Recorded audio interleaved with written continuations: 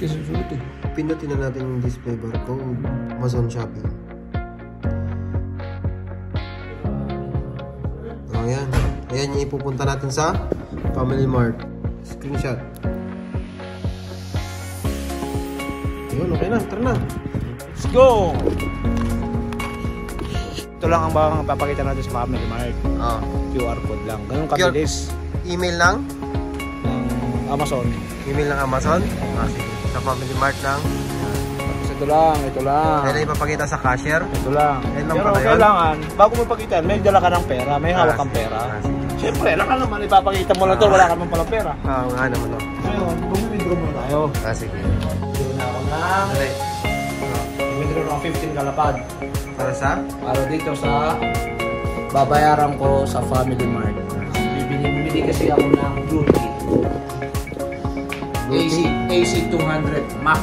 Uy, grabe naman yung AC 200. Nagahalaga ng 13 kalapad.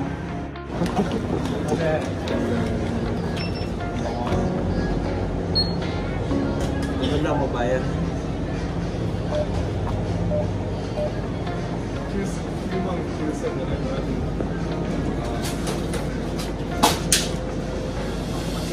Ay, nice.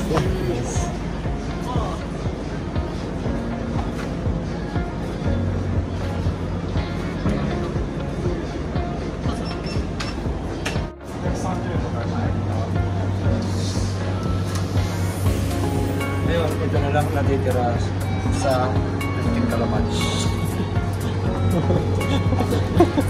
Ito ang sukli. Ito yung sukli. 1, 2, 230. Ano po kayo, mas? Alam mo? Grabe naman pala yung kaibigan.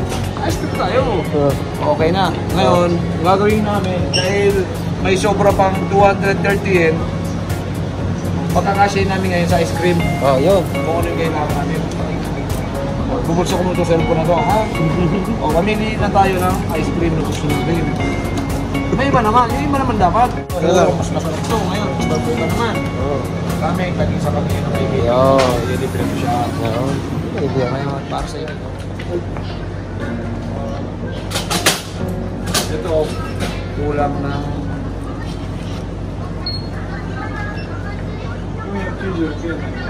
Kulang ko pala. Magkano?